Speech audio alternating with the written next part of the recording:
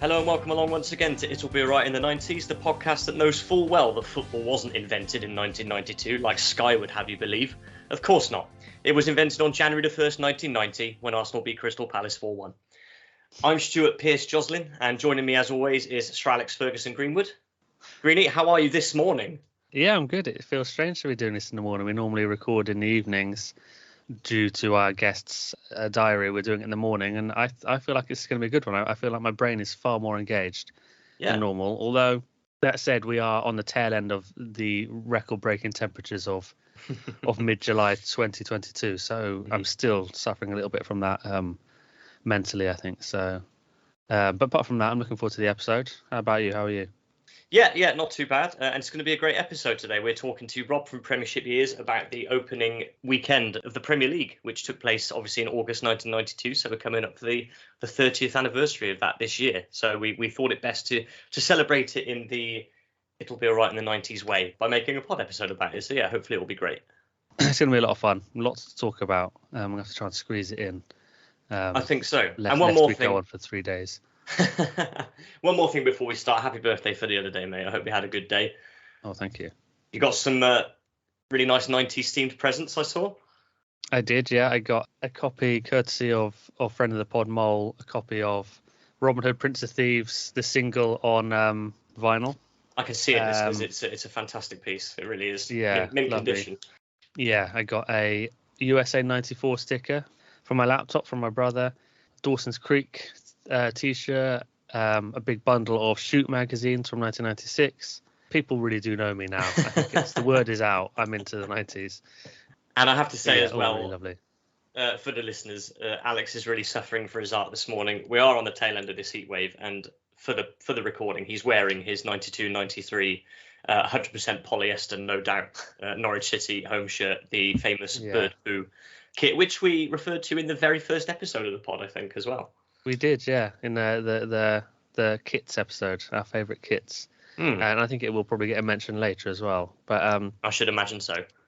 I actually am going to take it off right now because the sweat is just, as soon as I put it on, it became uncomfortable. So I'm going to take it off, unfortunately, before our guest arrives. But I'll have it draped over my shoulder or something. Like I've just come off from the second leg of Norwich Bayern Munich in 1993, was that, or 94? Yeah, so I'll just have it draped over my shoulders. Yeah, everybody appreciates the effort you've gone to, mate. Yeah, right. I actually am going to take it off. Yeah, all right, no worries. Yeah.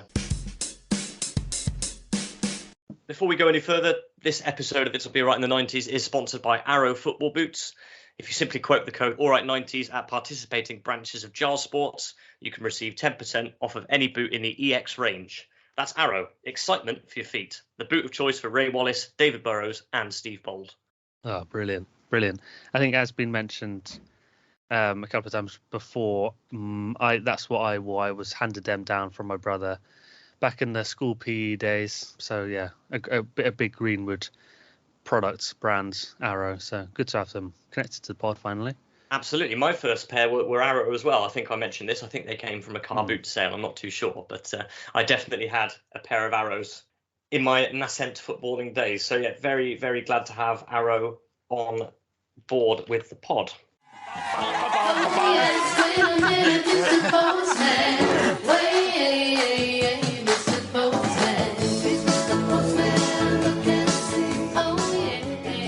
Topics and correspondence, and regular listener Alex Mitchell is in touch with some Viennetta chat you'll be pleased to hear.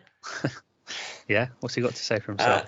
He says Viennetta is a sensational choice for dessert of the 90s. I was amazed to find recently they only cost £1.50. My mum always used to say they were really expensive, so we could only have them on special occasions. That's one of those parent lies that you tell. When you, the ice cream van only runs its chimes when it's run out of ice cream. I guess Viennetta could be the one thing that inflation hasn't touched. He goes on to say, for some reason, school dinner semolina with a dollop of jam came to mind for my 90s dessert. Not sure why, because I've never heard or seen it since, thank God. Semolina nice. For school dinner, Greenie? I mean, I never had hot school dinners, but we did have semolina with a dollop of jam in at home, so definitely identify with that as a good 90s dessert. I've thought about doing that, like trying to find some semolina and make it, at home, but I just haven't got around to it. But it is very old school, isn't it? It's a proper old school pudding. I am not sure if I've ever actually had semolina. I'd have to hold my hands up here. It's yet another aspect of 90s culture that I've completely missed out on. I think it probably more earlier than 90s. It dwelled or lingered into the 90s. It's probably something from like post-war. It seems very sort of, that kind of, you're low on funds, the economy's crashing. All we've got for dessert is semolina. So I'm not that surprised you didn't have it. I guess you were having the Viennettas. I've never had a Viennetta. You've never had semolina. Oh well, there we are then. Okay, so we both experienced the thing that the other one hasn't. There's something then that we should put on the menu then for our post-work play date that we've been planning. We'll have semolina for pudding, and then we'll hit the Sega Saturn after that. The other piece of correspondence we've had is from brother of the pod, Adam, who has, and it's specifically for me, his partner Vicky wanted me to confirm how the Jocelyn theory, which we've spoken about on the podcast before, relates to David Bowie. Now, interesting. I had a long think about this, and I like to go with my gut instinct when I think about these things on the pod.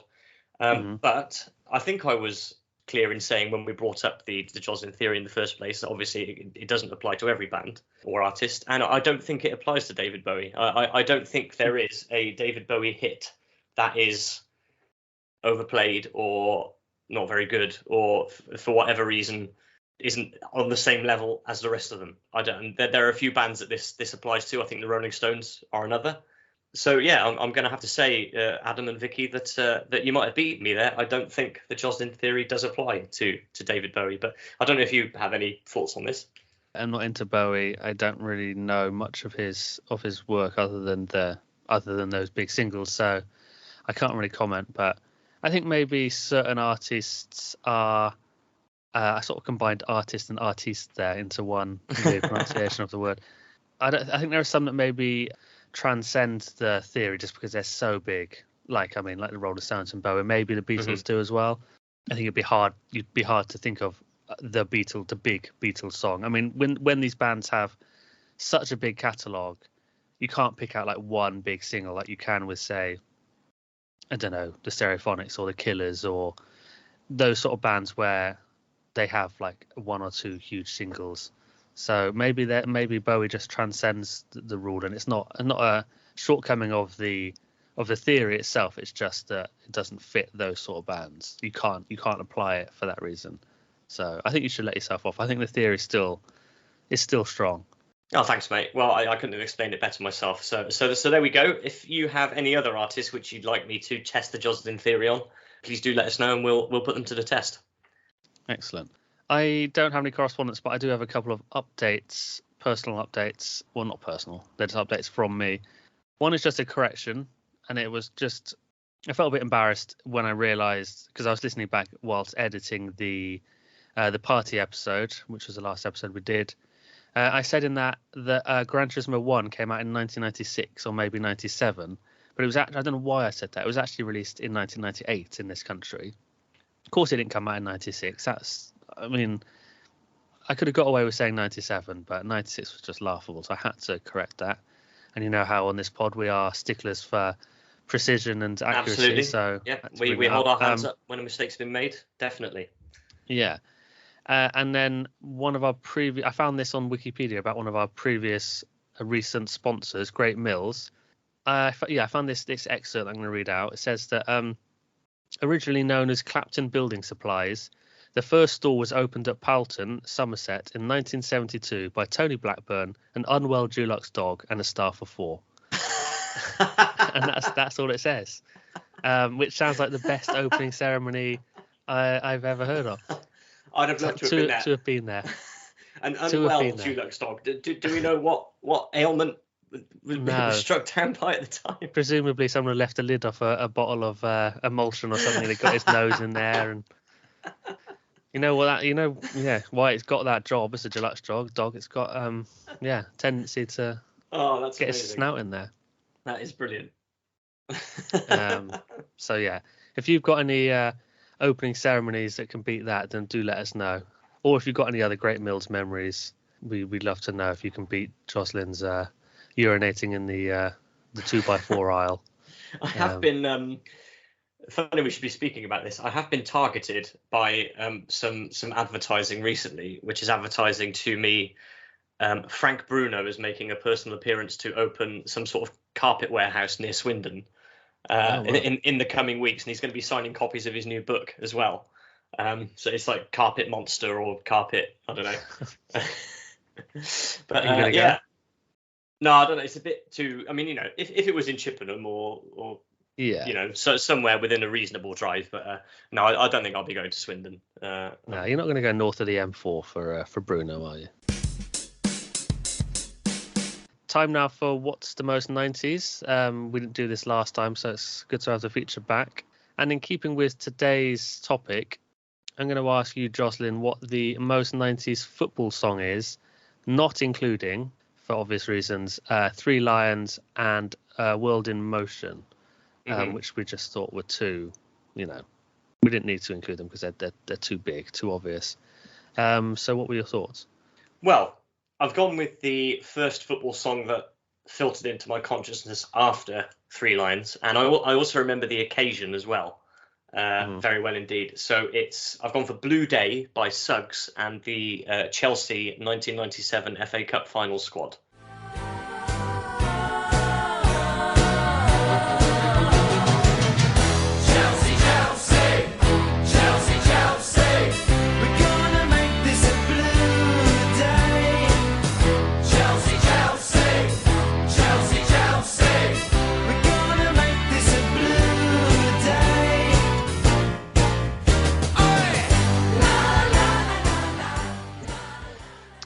So this was their song for the 97 FA Cup final. When football squads released cup final songs, which is something we say this about a lot of things we discussed that were prevalent in the 90s, but this really is something that we miss, I think. The cup final song. This is the first FA Cup final I really remember. I remember the 96 FA Cup final because that was the one which Man United and Liverpool played in, and Liverpool had the green and white quartered kit, which I really fancied at the time. Yeah. But the 1997 FA Cup final is also the first FA Cup final I watched in a pub because we had a family wedding on the same day, and I remember being taken away by.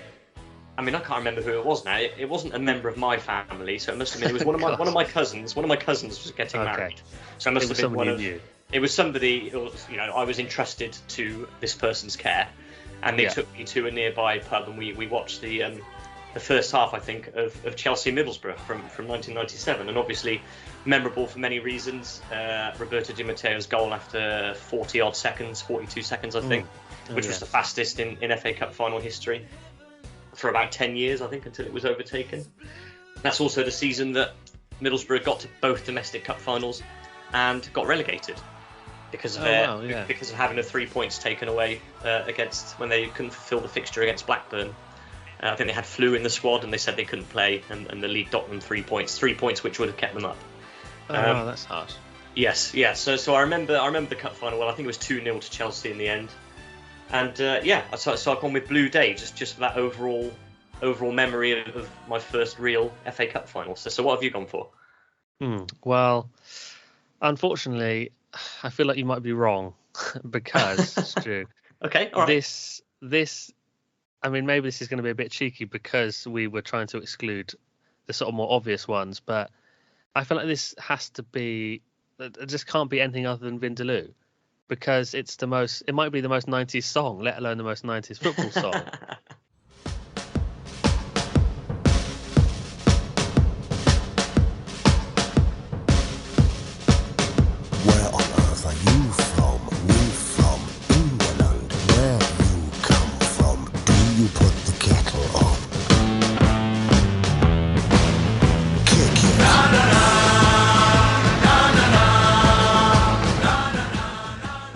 It's a song written by someone from a Britpop band about football and curry.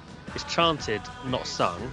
It's chanted by a group of lads in football shirts, including Damien Hirst, one of the most 90s artists, and Keith Allen. And it's about England. And it couldn't be more 90s, I don't think. I know it was World Cup 98 rather than Euro 96, but still a huge sort of time of revival for the England, like excitement about England playing international football again. And it just feels like it has to be that, you have to put personal feelings aside. It's got to be Vindaloo. Has it not? It's difficult to argue with that. I mean, one thing I can say is that I never owned Blue Day, but I did have Vindaloo on CD single. So maybe I think there's the there's the proof in the pudding. So yeah, I think I'll have to accept being overruled in this case. So many people involved, as you say, I think Matt Lucas and David Williams are in the video. Yeah. It's a sort of bittersweet symphony pastiche, isn't it, I think. And when they did it on Top of the Pops, I think Roland Riveron was marching around playing a big drum. And is there any more 90s TV personality than Roland Riveron? I don't know. Do they walk through sort of Albert Square, I think, and then they all come on stage in the studio in L Street, presumably. Yeah, I know. I'm totally wrong. I'm sorry. I mean, I've got no affiliation or feelings to Chelsea, as listeners to the pod will know. Either way, so yeah, I'm going to have to accept this and say it's Vindaloo all the way. Get it in the ledger, Jeff. Get it in there. I think, as with so often on What's the Most 90s, you've gone for the more interesting sort of deep dive choice that people might not have heard of, or some people will be like, oh yeah, God, I remember that. Whereas I've gone for just a plain down the middle, more obvious choice. So I think we have a good yin and yang sort of setup with What's the Most 90s. I think it's good that we have a mix. As it stands, Viennetta is still the only one we've agreed on, or the only one we both came to independently. So it's nice to be back on form. Yeah, exactly. I had been thinking actually about We're on the Ball by Anton Deck, but it turns out that came out in 2002. I was really surprised by that. I thought they were sort of long beyond the PJ and Duncan nonsense. But there you go. Yeah, I wouldn't have chosen that anyway. They sort of made the they sort of made the transition from pop stars to TV presenters pretty fully by then, I think. Yeah. And so to have a song released by them was by then a bit of a novelty. I mean, you're right, it's rubbish. So screw you, Anton Deck. So now for the post-work play date, it's Vindaloo for mains, followed by Viennetta. Is that what we're saying? Yeah, exactly. Yeah, with a starter of semolina with jam. What a night this is going to be. Our guest this time is the man behind the very well-regarded Premiership years on Twitter. Today he's here to help us celebrate the 30th anniversary of the Premier League by taking a look back at its first ever match day, which took place all the way back on Saturday the 15th of August 1992. It's a pleasure to welcome to the podcast Rob from Premiership Years. Rob, good morning, mate. How's it going? Good morning. Thanks for having me. Yeah, I'm looking forward to this chat.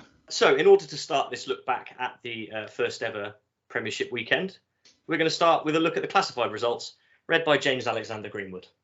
Good afternoon. Arsenal 2, Norwich City 4. Chelsea 1, Oldham Athletic 1. Coventry City 2, Middlesbrough 1. Crystal Palace 3, Blackburn Rovers 3. Everton 1, Sheffield Wednesday 1. Ipswich Town 1, Aston Villa 1. Leeds United 2, Wimbledon 1. Sheffield United 2, Manchester United 1. Southampton 0, Tottenham Hotspur 0. Nottingham Forest 1, Liverpool 0. Manchester City 1, Queen's Park Rangers 1. There we go. Fantastically read, I have to say. I think you might have missed a vocation in life there, mate. I suppose we should start by having a look at some of the standout results from that first weekend. The very first one you read there, Alex, Arsenal 2, Norwich City 4. I mean, as a die-hard Canary yourself, a massive start to the Premier League for Norwich. Yeah, absolutely huge. And that was, I mean, I guess a sign of what was to come for Norwich. It was, we were not fancied at all. Well, we weren't fancied particularly to be, that high up. But that was a big statement away at Arsenal. And we were 2-0 down as well, looking at the goal order, like 2-0 down at half time. Well, 2-0 down actually going into the 69th minute. So incredible comeback. And yeah, it just, I guess it gave us a massive confidence boost on the first day that we carried for all the way up to Christmas, I think. So huge, and good to see Rule Fox on the score sheet as well. It was in my my Cult 11 episode that we did back in the day. So good that he was there. Yeah, big result. Fantastic. Rob, who do you follow? I don't know. Well, it's a very neutral account. I want to make that very clear. But I do follow Newcastle United, so they're not actually involved. So I'm being very neutral now because all my comments are based on Sunderland down there either, so there's no bias. Just observations made. Yeah, Fox was interesting, wasn't he? Because I think he was probably the cheapest player to get on the back of your shirt in the 90s. Yeah, that's true. Yeah. Start going on to the other results, and the next one would be something that means something to both you and me, which is Aston Villa drawing away at Ipswich Town. Ipswich obviously being the rivals of Norwich and Villa being your team.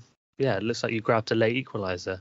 Yeah, Daly and Atkinson 6 minutes before the end. I have seen brief highlights of this game. It would be 5 years ago for the 25th anniversary. I don't know if either of you guys caught this at the time, but the BBC actually played the entirety of the first ever Premier League match of the day on the red button on the day, the 25th anniversary day. And I recorded it off the TV onto a memory stick, and now I haven't been able to find it, so I must have deleted it. I was really hoping I could go back and check all this out, and I've not been able to find it on YouTube or anything. So I'm really hoping that in a few weeks' time, as we record this, they'll do the same again and allow us the same pleasure of watching it again. But this was the time when, and this happened all the way through the 90s, I think. Match of the Day had sort of two main games where they had extended highlights, and then the rest were just goal roundups. I can assure you that Ipswich 1, Villa 1 was definitely one that was in the goal roundup as opposed to a main highlight. I think it was definitely Leeds 2, Wimbledon 1 was the main game, because Leeds, of course, were the champions, the champions of the last season of the First Division. And I remember that game for Warren Barton's long-range goal, which I think was the equaliser for Wimbledon, which was, and I've spoken about this before, that was the opening goal on the Goals VHS that I had from the first season of the Premier League that Sky Sports produced. And it was from just inside his own half, it sort of intended as a deep cross, really, but ended up evading John Lukic and going in. That's Barton. Oh, where's Lukic? He's nowhere! He's nowhere! And a great deal of embarrassment for John Lukic. White headed it down, and it was really into the penalty area that Bart was thinking of, not into the net, but that's where it dropped. And then the second game was Sheffield United 2, Manchester United 1, which was, and always will be, home of the very first Premier League goal, of course. Scored by Brian Deane? Of course. Everybody knows that. Do you know who scored the second? Because researching for the podcast, I was looking it up, and I didn't know who scored the second, but I now know. Do you guys know? Oh, no, I don't. No, absolutely. Okay, go on. It was John Williams of Coventry City, the Flying Postman, as he was known. Why is he called the Flying Postman? I think he used to be a postman, I believe. Oh, right. And he was very quick. That's right.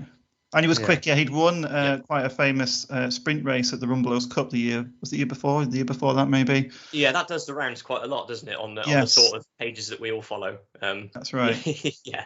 And then I think it was the debut goal for Coventry after 9 minutes, so just beaten by Brian Deane a few minutes earlier.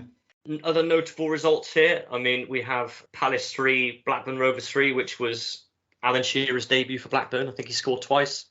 We're moving on to the Sunday and the Monday, which were the first ever Sky Live games. So we have Forest 1, Liverpool 0, and Teddy Sheringham scores the first Premier League goal, which was live on Sky. And then Man City 1, Queen's Park Rangers 1, which was the first ever Monday Night Football. And was that the first game with the Sky cheerleaders, the short-lived Sky cheerleaders, or did that happen on the Sunday as well? I don't know. In my research, I could only see the Sky Strikers on the Monday Night Football, and then again the following weekend. So perhaps they just had 1 gig a weekend, and it was the Monday night at Main Road. I have not heard of these cheerleaders, or what did you say they were called? The Sky Strikers. Strikers, yeah. Who are they? I suppose they were cheerleaders without the pom-poms. So they just kind of did a dance routine in the centre circle.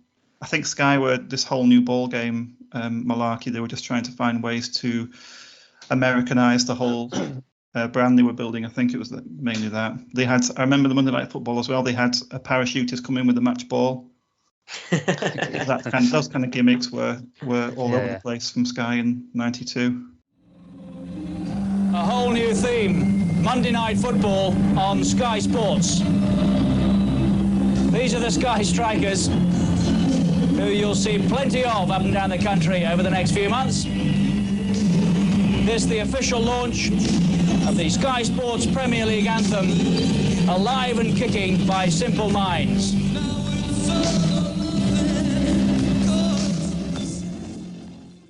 I've got a little quiz for you both, if you would like. Oh, I have please. here a list of the 13 foreign players who featured in the opening weekend. Only 13 non-British players. That is incredible. Only 13. So what I have is I've got their nationality and the position they played in, and then I've also got their club for an extra clue. So what I'll do is I'll give you the nationality and position first, and then we'll see if you can get them all. How does that sound? Yeah. Okay, Sounds like fantastic. fun. Play along at home. Let us know how you get on. Okay, so first two I think should be fairly simple. French striker, Cantona. correct, playing for Leeds United at the time, and Danish goalkeeper. Casper's daddy. It has to be, of course, Swedish Michael. Okay, who of course conceded the first ever Premier League goal. Nobody can take that away from him. Okay, we get a bit more difficult here. Dutch defender. Ken Moncow. No, afraid not. I have no idea. Shall I give you the club? Yes, please. Okay, Manchester City. Oh, Michael Vonk. Michael Vonk, correct. Superb. Okay, Russian winger. That's got to be Kanchelskis. Kanchelskis, correct. Yes. Norwegian defender. I can think of a few. Gunnar Haller. Gunnar Haller, correct. Oldham. This is going brilliantly. Canadian goalkeeper. Craig Forrest. Craig Forrest, correct. Swedish defender. I think this is all up to you, Rob. I'm out. Schmeichel's gone. I don't want to embarrass you on your own podcast, Alex. I'm sorry. No, this is why we get the experts on, so they can. This is it. This is exactly it. Yeah. They can get these things. Thank you. What club is he playing for, mate? Sheffield Wednesday. Oh, Roland Nielsen. Roland Nielsen, correct. Dutch goalkeeper. What club? Wimbledon. Oh, Hans Segers. Hans Segers. This is probably the most difficult one on the list, I would say. Czech goalkeeper. Is it Jan Steichkal, QPR? It is. That's amazing. What a great shout. Oh, that is brilliant. That's brilliant. Danish midfielder. John Jensen. John Jensen. Swedish winger. Limpar. Anders Limpar. Polish winger. This is fun. Polish winger. Was Preki at Everton? Was he Polish? It's not him, but you got the right club. Oh, Robert Vorosha. Correct. Apologies, Polish listeners. And finally, Israeli striker. Ronnie Rosenthal. Correct. Responsible, of course, for still, I think, the greatest miss of all time against Villa. Yeah. Fantastic. So yeah, that's the 13 non-British players who featured on the opening weekend, and it's it's a different world now, isn't it? 30 years on, to think that they were the only non-British players in there. I imagine it's commonplace these days to get more than 13 in a matchday squad. I think it is. Yeah, absolutely think it is. I mean, I think you'd probably have more than 13 in like League Two, wouldn't you? Now, League One and League Two. There was a couple of clubs as well started the Premier League with no sponsor, I noticed, which I found fairly interesting. You wouldn't get that anymore, I don't think. Yeah, that absolutely. Yeah, so that Wimbledon's one, isn't it? That's right, yeah. And then was there another one as well? Sheffield Wednesday. Oh, okay. They ended up with one, did they? Sanderson took over eventually, yeah, and they had that for, I think, most of the 90s. Well, shall we move on to kits now? Yeah, I mean, we've obviously already spoken about your Norwich bird poo home kit, and that's come up on the podcast before. What we've never mentioned before is the Villa home kit, which was with the famous lace collar, and it was only around for one season, because then '93 they went to Asics and had the Muller kits for a couple of seasons. Oh yeah. But yeah, that's a kit that I look back on very fondly. Yeah, really nice. That was something I was going to mention, the lace up collars, which completely gone now. Looking at them now, the three teams that have got it is Villa, United, and Sheffield United, and all of their kits are made by Umbro. So yeah, it's obviously an Umbro thing this season, but I think this is such a beautiful array of kits, almost without fault in this season, home and away. As you mentioned, the Norwich home kit, I think, is my favourite ever Norwich kit, and my first or second favourite ever kit of any team. And the away kit as well also means quite a lot to me. That I bought this in the club shop. It must have been the end of the 94 season because it was on sale because it was the end of the line. This is obviously back in the day when teams would have the same kit for 2 seasons, which I know Brentford have started doing again for environmental reasons, but back then was the norm. And I bought this away kit, the white with the purple sleeves. Really quite an unusual kit for us. And I've been trying to find one on eBay in adult size for about 2 years now, but they are so expensive. As with all of these, I think if you look for the originals, Right. I'm determined not to get a remake. I want the original, which is ridiculous because I'm going to have to spend 200 quid more. But I think, yeah, maybe eventually I'll realise it's a complete folly and I won't get it. But it's top of my list at the moment. What stands out to you two in the kits department? From the opening weekend, I kind of picked out the Monday Night Football as the one that stood out kit-wise. The Man City home shirt with brother across the front and the QPR away. Was it black and red horizontal stripes? Yeah. I think for the combination of the two, that was the fixture that stuck out to me. But as you say, the lace-up derby at Bramall Lane, Man United away. They had some great away kits actually in the 90s. Man United, the blue one from this weekend was lovely, and that excuse me, that all black one I think they brought in the following year. Yeah, that's a brilliant. Not kit. a United fan, but it's a lovely kit. Well, I wanted to mention the green and yellow halved shirt. Yeah, which was kit, one of the change kits with that iconic advert where it's the team photo, but they've all got like moustaches and things. That's right. And Alex Ferguson and Brian Kidd are sort of dressed up as Victorian football managers, and that's something that definitely sticks in for me. Yeah, I've always thought it's sort of surprising that they've never used green and yellow in away kits before, really, or since. I mean, have they? Because that's their original kit, isn't it? Then when they were Newton Heath, is that where that comes from? Yeah, I'm surprised they don't use that more as a colour combination for away kits, because blue is traditionally their away kit colour, isn't it? Generally, I suppose. But yeah, that yellow and green one. I think if that was a Norwich kit, that would probably be in the top 3 ever Norwich kits, which pains me to say because I do not like Man United. But yeah, stunning. Another couple that stuck out for me, obviously, the Arsenal bruised banana away strip, which was still in use at that time. I think it had been in use the previous season, but they used it for the for this inaugural Premier League season. And also a bit of a curate's egg, the Coventry away, which is the red with these sort of white paint splatters. Yet another Ribeiro creation, which is just typifies the kit design of the time. I think in one design, just distills it down. Yeah, so sadly missed Ribeiro. I noticed that sort of splatter effect from the away kit of theirs is the same one we've got on our sleeves on the away kit. So it's obviously part of the sort of Ribeiro library of design styles. But I think both those Coventry kits are incredible. And yes, super 90s. And there was one kit manufacturer that Admiral was making, I think, Leeds kit at this point. Right. But they've kind of started making kits again now, I think. They sort of weren't around that much. Maybe I'm wrong, but never big. Oh, they're making Southampton's kit as well, actually, this first season. But I think associated a bit more with cricket shirts. England cricket shirts were made by Admiral for a long time. But well, they were huge football-wise in the 70s and 80s. Yeah, they were absolutely huge. I think they did Wimbledon as well in this season. But it's just certainly the 90s. I think were the start of a downward trend for them. If I'm right, they did Barnsley's kit when they reached the Premier League in 97, 98.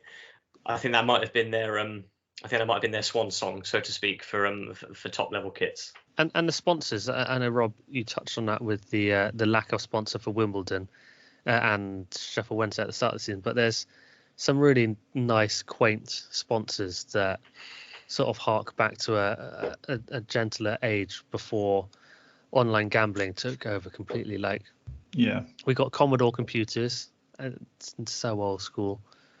Classic FM for QPR, which is unusual. I don't know. I mean, that is my favourite. That is my absolute favourite. Classic FM. Do you think that worked? Do you think they got an influx of listeners from the football terraces after that? I suppose hope it was so. posh North London or West London, wherever. One QPR thing about is. that QPR away, which you just mentioned, Rob, was another thing which is sadly now lacking in modern kits, was the fact that they had to have the squad numbers printed on their own panel, because they wouldn't show up on the kit otherwise. So there's this huge white panel on the back of the shirt with I noticed the number that. on them. I did notice that when Sinton scored that goal, he's got a huge white patch with white square on his back with 11 on the back, hasn't he? Yeah. So again, that's something which I really like as well. But I just wanted to get that in before we moved away from QPR away kits completely. So please carry on. Needless to say, the kits are all stunning as far as I'm concerned. I have some things here. We all, as we've already mentioned, we know who scored the first Premier League goal. Everybody does, Brian Deane. We know a few of the other firsts, but I have some of the Premier League firsts here which maybe aren't as famous or haven't been looked into as much, but are just as worthy of discussion. So I've got here the first ever Premier League yellow card, which is given to Mickey Adams of Southampton on the opening day. Mm-hmm. And the first Premier League red card. Anybody know? I don't know. I would just guess Vinnie Jones for the odds. It was actually Niall Quinn of Manchester City. First red card in Premier League history during a 2-0 loss to Middlesbrough on Wednesday, the 19th of August. So that round of midweek fixtures saw the first ever red card. Oh, yeah. The first ever substitute used in the Premier League was after 5 minutes of one of the games.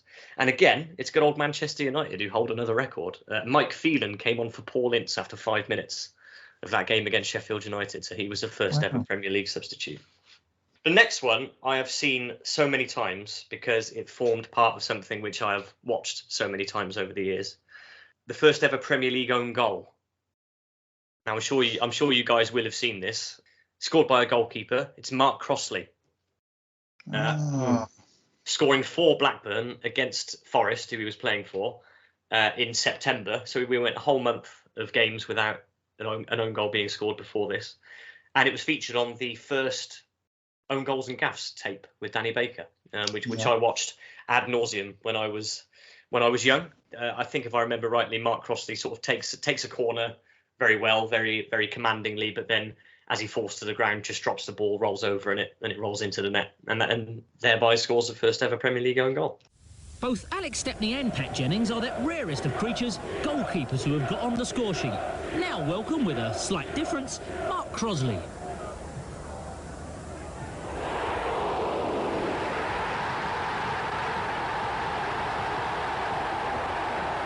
Here's a man conducting a self-examination and finding the patient mentally incapable of standing trial. I've seen rodeo riders bring down wild cattle with less fussing and fighting. And just when he thinks he's got it, the ball steps up another gear. The last one I've got on this, just briefly, is, and this is something which I think, again, is another sign of the times, the times as they were then, which is that the first Premier League managerial sacking took place in February of 1993. I think I know this one. Is it Ian Porterfield? It is, for Chelsea. Chelsea, right.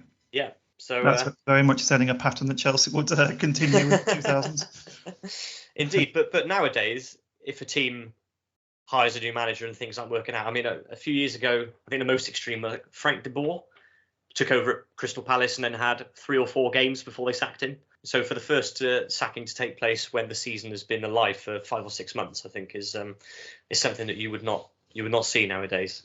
So there you go, a few of the Premier League firsts which maybe aren't discussed as much. That was something I noticed actually about when I was comparing this season to the last season of the 90s, was how few management changes there were through the season. There was like 3 or 4 or something, compared to 99, 2000 when I think it was 13 or 14 or something like that. So. Wow. Yeah, just a sign of a changing game. I think we have to mention as well that most of the grounds were under construction at this time, obviously due to the Taylor report. And I think, if I'm right in saying, going back to the first day result for Norwich away at Arsenal, that was in front of the famous Arsenal mural, which is probably the most famous example of what clubs did at that time in order to get round the fact that their grounds were under construction but in use at the same time. It was in front of the Arsenal mural, but actually, because of the timings of the goals, every one of the goals came at the other end. Of course, yes, because 2-0 at half time and then all 4 goals in the other second half. Yeah, That's right. So what is the Arsenal mural? I'm fill me in. I don't know what that is. So what they did was the stand behind one of the goals was being developed.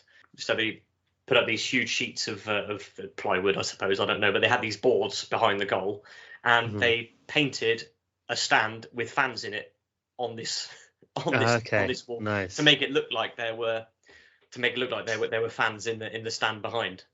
Yeah. And it was in place until the stand was built. So very, very famous, the Arsenal mural. Yeah, there's a few grounds this season, aren't there? That with the season we're talking about that have gone from the world. So Highfield Road, Coventry, Main Road, obviously. Well, Highbury as well. Actually, I wasn't thinking about Highbury. Of course, Of course, yeah. Ayresome Park for Borough and the Dell. I always remember the Dell being on Match of the Day and half of that stand not being there. It would just being like waste ground or something. I don't know if that's because they were knocking it down or building it. Because I guess they didn't move to St Mary's for quite a while, so probably redevelopment. But I think of Alan Ball on the touchline and a wasteland on the other side of the pitch. That's what I think That of for was the weird, Dell. wasn't it? As a young person, like we all were in the 90s, that's one of those things that you just accept, like that's their stadium. But it was unlike any other. You'd look at it and think, why? That's really strange. I'm not sure if it was this season, but seeing Goodison Park, I remember watching highlights of Norwich playing there. It was either this season or the next season, and one of the ends is very different to what it is now. And it's kind of almost the lower tier isn't there. It's like it's almost like a solid building. I think it's maybe got a scoreboard up there somewhere, and then there's a tier above it.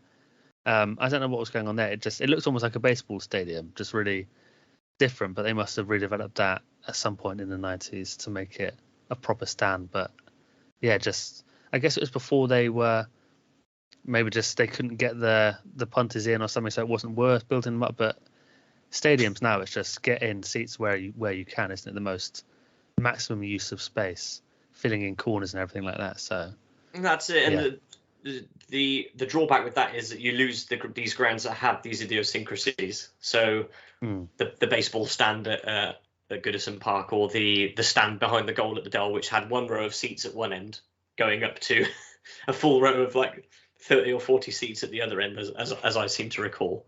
And you just lose these sort of charming, and everything becomes identikit megadomes. And this is yet another reason why 90s football was better. Yeah, absolutely. Yeah. So say we all.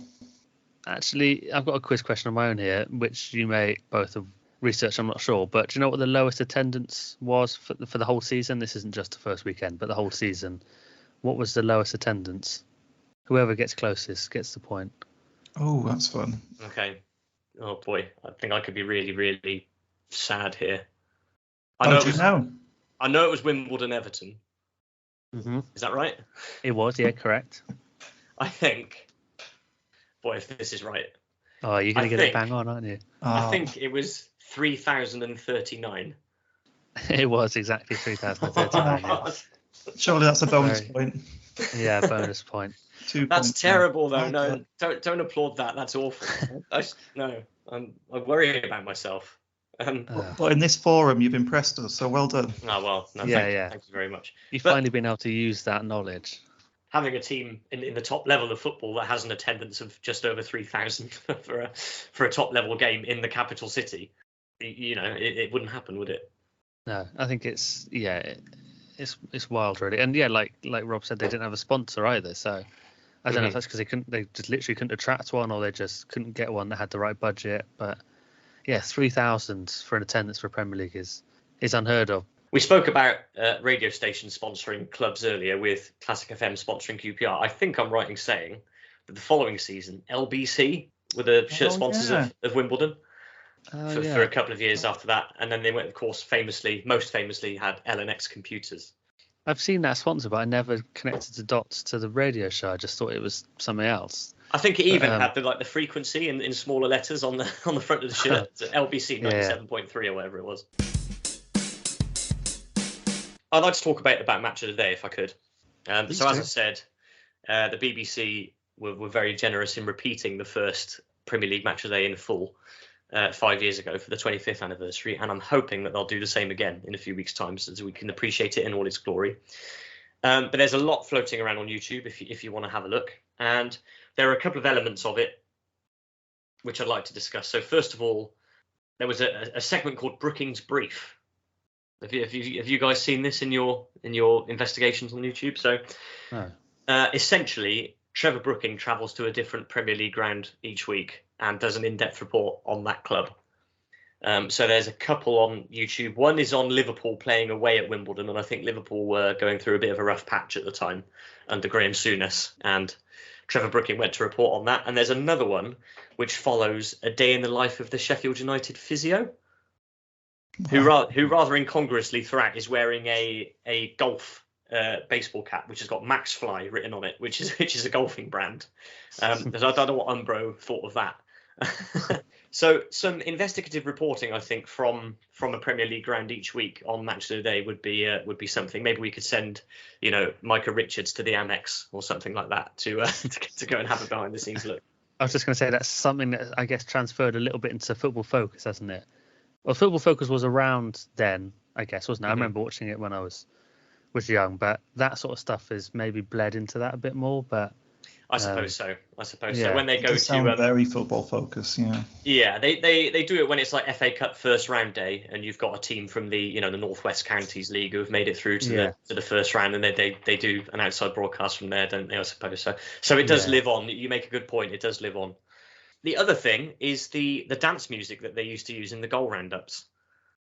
Again, I don't know if you've heard this, but throughout that first season, they used. I'll drop some in here so that the listeners can enjoy it. But they used a lovely little sort of early '90s dance track in order to bring in the goal roundups at the end of the program, which were then inevitably presented by Ray Stubbs or Gary Richardson. Well, just before we move on to the Southampton Crystal Palace match, our roundup of goals from other games, beginning with Everton at home to Leeds United.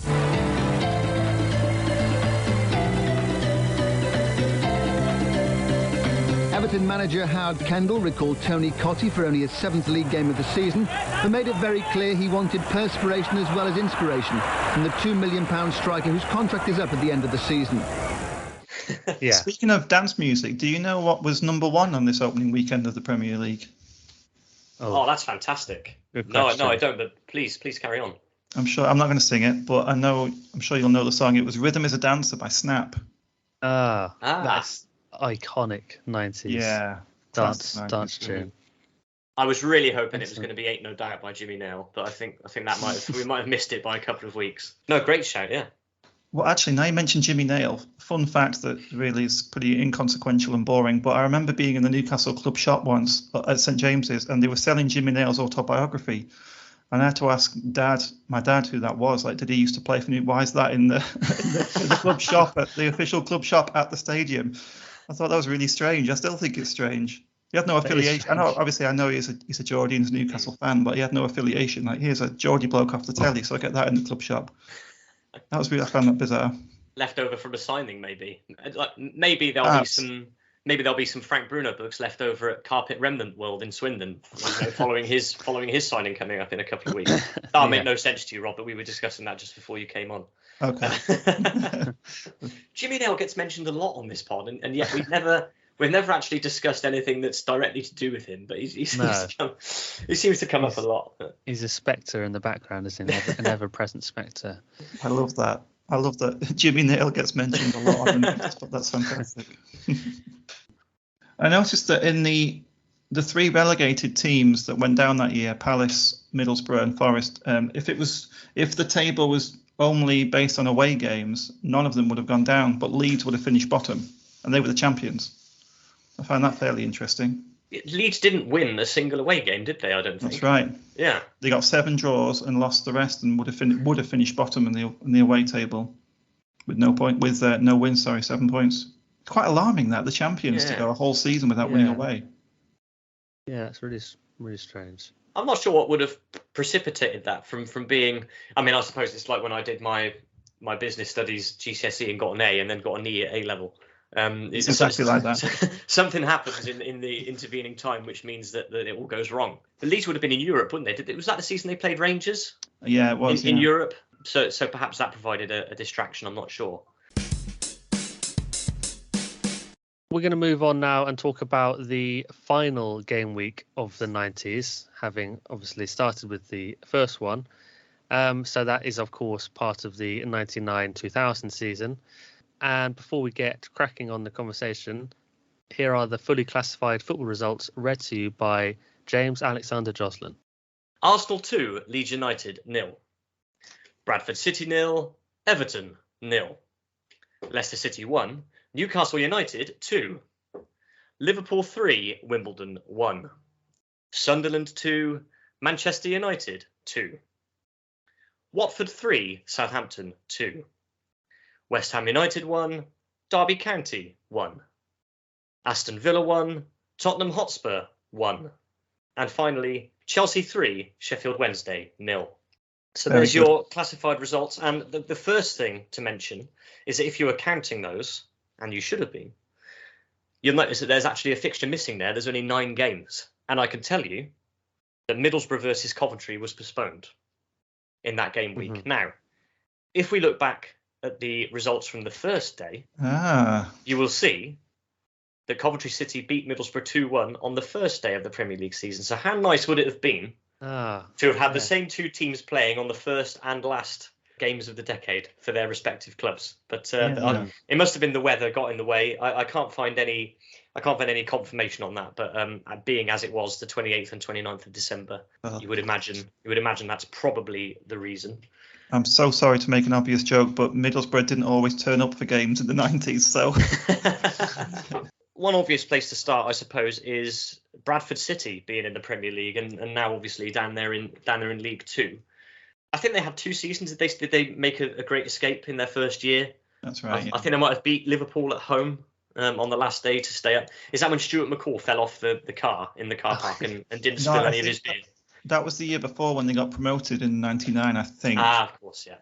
Yeah, I remember. Yeah, David Weatherall scored the only goal, didn't he, on the last day of this season, 99-2000.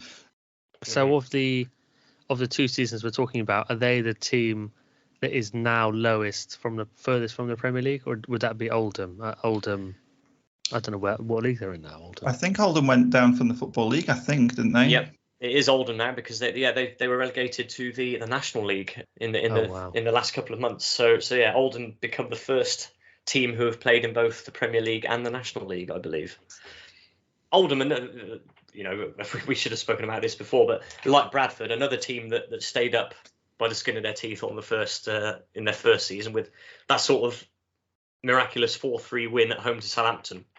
I think somebody scored direct from a corner. The Boundary Park pitch was an absolute mud patch as it usually was, and then they finally succumbed in the next season. There's a pattern there of clubs as well, sort of scrapping for survival and managing it and not managing it and that sort of thing. We have to look at this is the first chance we've had to discuss this, Rob. We have to look at Leicester 1, Newcastle 2, which was the last game for Newcastle in the 90s. Do you recall anything about that at all? Did you recall anything about the season in general for Newcastle? I remember liking the shirt. I've got the shirt upstairs actually, and it is one of the few originals I have. That game specifically, I don't recall. I think there was Newcastle had a lot of players in the late 90s, especially sort of 99-2000 as well, who I think people forget were there. I think Kevin Gallagher was up front that season for Newcastle, which if you don't remember it, I think you kind of think, whoa, I remember him from I think he was scoring for Coventry in the first season, which we just spoke about, and then he goes to Blackburn, and it's quite amazing that he's still getting games. But he was around. Shearer, of course, was still around. Not a lot of great memories. They had an influx of weird foreign defenders around that time as well. Laurent Charvet came in and went. Alan Gomar came in and went. Alessandro Pistone came in and went. And I think all of them, possibly except Charvet, went on to have long careers in the Premier League, but not with Newcastle. I know Pistone played for Everton afterwards, didn't he? Yeah, for ages, I think. Yeah. And Gomar went to Fulham for quite a long time as well. So I think there was an awful lot of ins and outs around that time for Newcastle. Well, speaking about Villa, we can see that the 1-1 draw with Tottenham. Tim Sherwood, future Villa manager, actually put Tottenham ahead with Ian Taylor equalising towards the end of the game. I noticed that the two lads up front for Villa that day, December '99, were Carboni and Joachim, and they're such 90s names. So I thought I'd throw that out there. I love that. You forget that Carboni played for Villa. He scored a real long-range goal for us in the FA Cup. We got to the FA Cup final this season as well in 2000. Oh, of course. Where we lost to Chelsea again, another Chelsea FA Cup final appearance. And you forget that Carboni actually had half a season for Villa. I'm not sure if he played in the final. I don't know, but he certainly helped us get there.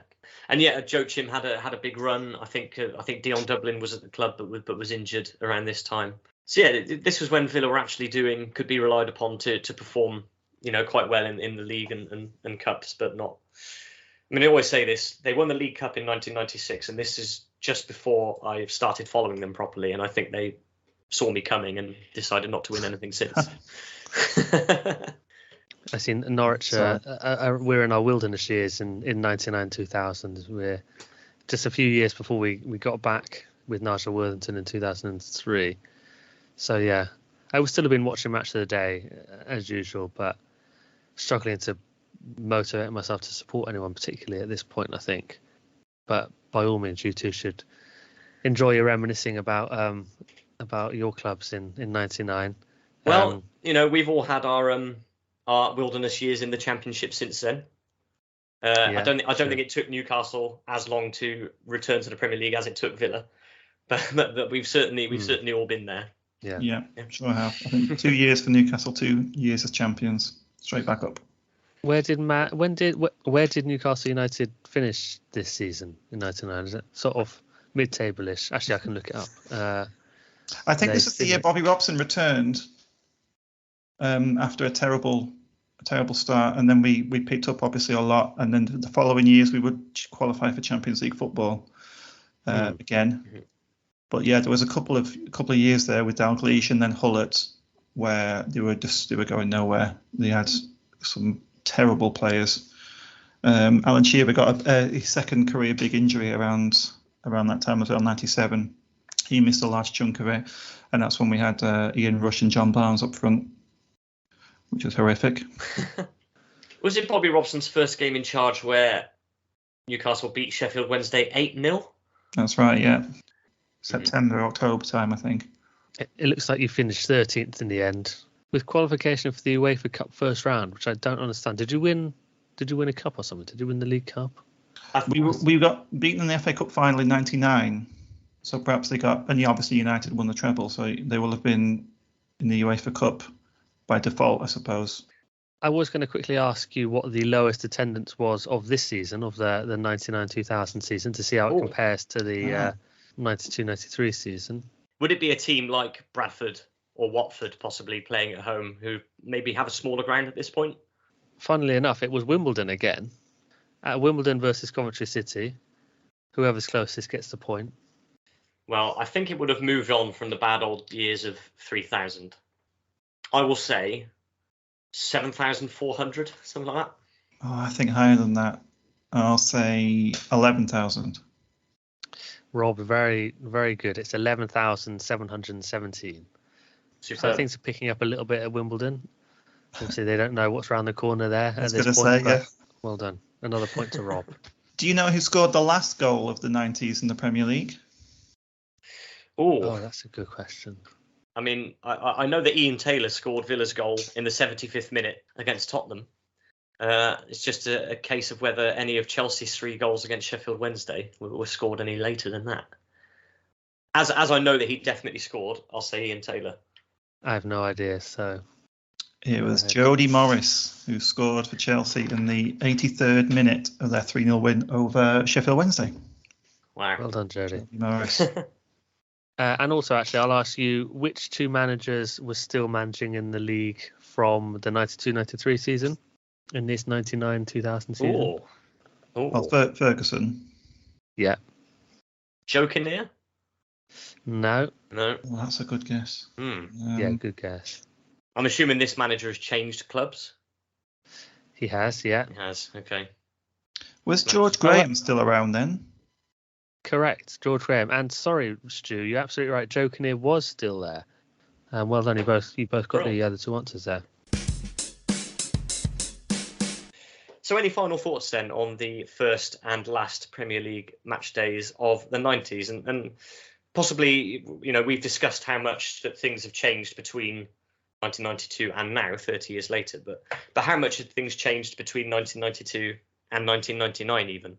Well, I think the main takeaway I've got from this discussion is the foreign influx, just how many, as you highlighted, Stu, just how few there were on day one to the last weekday of the match day, I should say, of the 90s.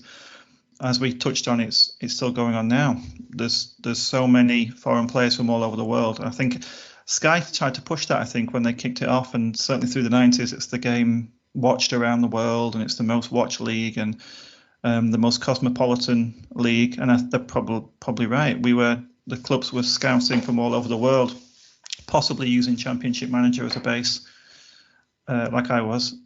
I think that's the main, not necessarily looking for differences, but that's what I take away from, and probably the improvement in the slickness of the production of Sky. I think by the late 90s and then the 2000s, it wasn't too long before they started complicating things with player cam and all. Fan zone came in, I think, not too long after 99-2000.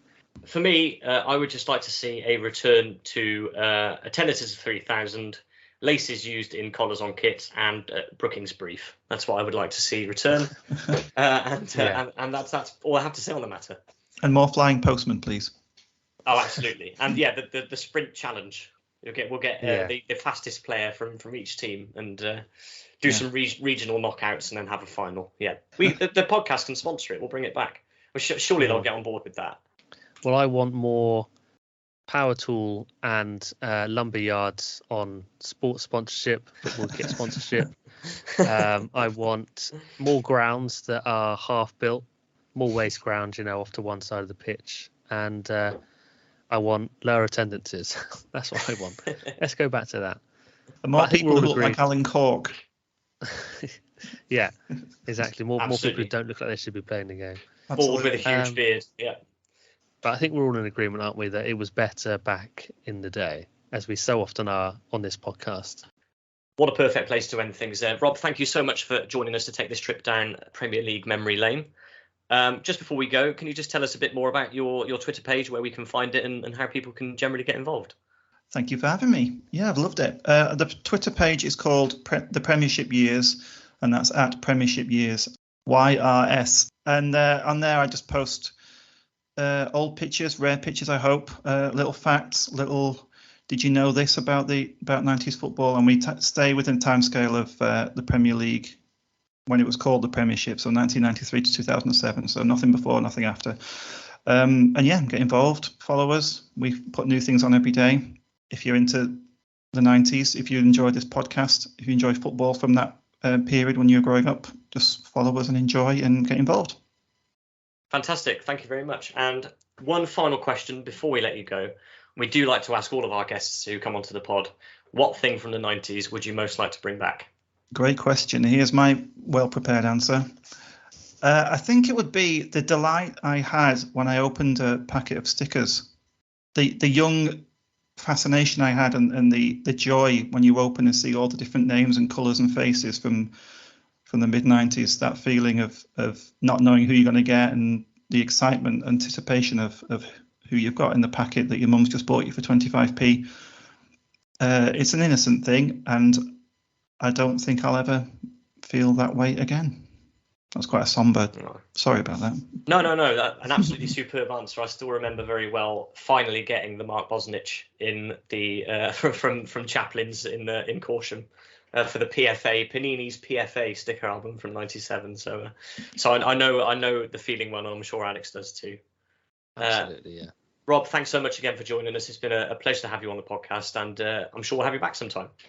I really hope so. I loved it. Let's do it again.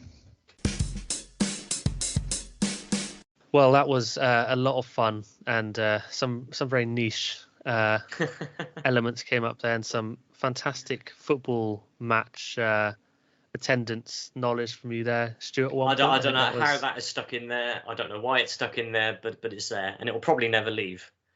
As I've said many times on this pod, I don't have much chance of ever making much of my life, but I will remember the record low attendance. So maybe there's something in that. But no, many thanks to Rob for coming on and sharing his expertise and knowledge with us. And yeah, as we said, next time there's something to be spoken about with regards to the Premiership. I'm sure he will make a return appearance. Yeah. Please do give him a follow on Twitter. We'll link to his account in the details below as usual, so you can find him there. Speaking of which, if you want to contact us about anything about this episode or any other episodes, or what's the most 90s, then please do so in the usual places. Twitter at allright90s, email allright90s@gmail.com, and facebook.com/allright90s. That's all letters, no numbers in there.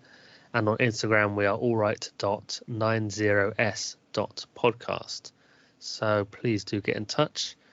And next time, we think we're going to be talking about the films of 1991. The next part of our yearly look at the films from the decade. So, yeah, I think there's some good names in there. For sure. So please do get in touch in advance with your favourite films of 1991, any memories you have. And we'll be sure to read them out. So, yeah, we obviously do appreciate all of your correspondence. So, yeah, please do get in touch with anything on any subject, but particularly your memories of films of 91. Until then, please remember to stay out of the sun during this incredible heat wave, which will probably be long gone by the time this episode comes out. It'll probably be tipping it down with rain. Yeah, until then, take care of yourselves, and we'll see you next time. So, goodbye from me. It's goodbye from me. I'm just off to see if I can find a Classic FM QPR shirt. I hope you've got some money saved up. Those 90s shirts, let me tell you.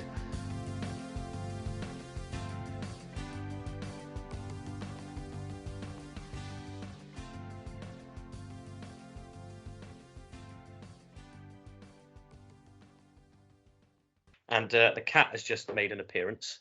And I want to just shut the door and keep him in. So can we have a quick 2 minutes while I do that? Is that okay? And then we'll get on to the 1999. No problem. Yeah. Bear with me a sec. I'll be 2 seconds. All right, mate. Well done. There he is. Say hello to the nice people. I've been introduced to that cat a couple of times over Skype. Okay. We'll have him on as a guest sooner or later, I think.